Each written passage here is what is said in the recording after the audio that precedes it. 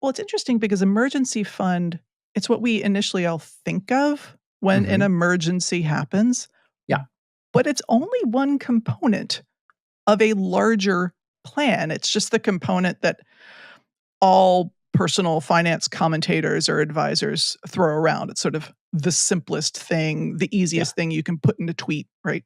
three to 6 Totally. months of cash, boom, done. Yeah. But it's not It's a the only win. part of a plan. No, it's good to have an emergency plan in place, Yeah. right? And I would actually say that emergency plan will help dictate how much you want to perhaps keep in an emergency fund or Mhm. in other accounts, which we can talk about. And I will say, seeing how stressful it is, I'm thinking of one particular client, how stressful it is for her to be dealing with her inability to get a new job when she wants one and she is working hard to get one. Mm-hmm.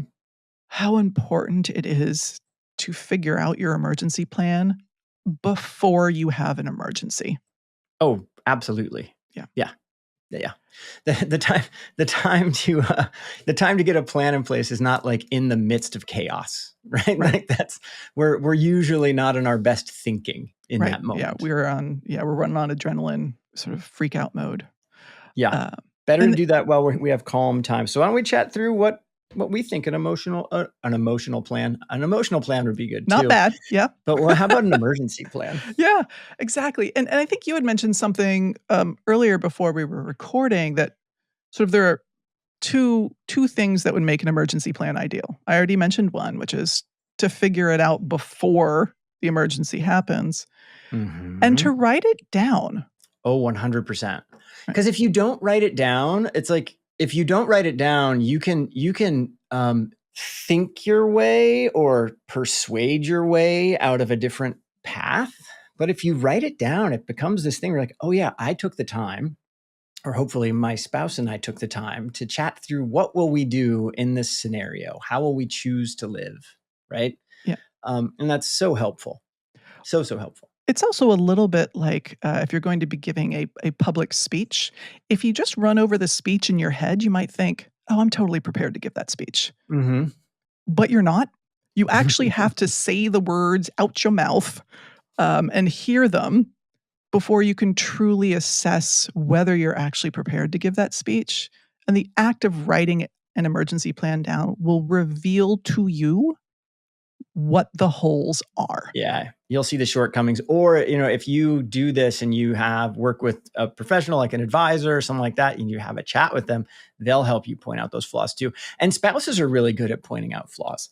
So between Kind of between fraught, but all of okay. these people, if somebody looks at it, you'll be way more confident in the plan that you have after the fact. Yeah, and when I was thinking about this idea of having a written emergency plan, it really reminded me of this idea of an investment policy statement that we Mm-hmm. use with all of our clients because the framework, the reason for it is exactly the same. We make this plan when we are feeling good and secure and emotionally stable and the sky is not falling. We can think rationally. Mm-hmm. We write it down, hell, we sign it, and then if and when things turn pear-shaped, we don't have to think at that point. We can just, like a dumb monkey, just remind ourselves, "Oh, right, I've got that plan. I've got that plan. Just go Mm-hmm. follow the plan.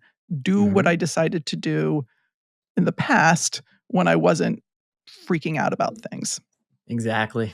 Totally agree. And yeah, I mean, that's the way I think of it as well. What do we think?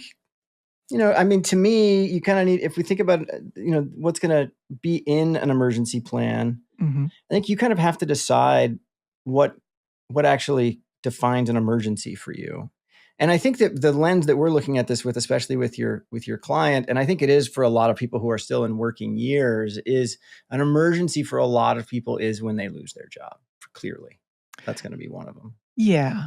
We can think of emergencies as, "Oh gosh, a windstorm just ripped the roof off of my home and I need to, replace it for $50,000 or however much it would cost." Right. And we're not talking about that sort of emergency No. here because that's sort of a one-time controllable event. Yeah.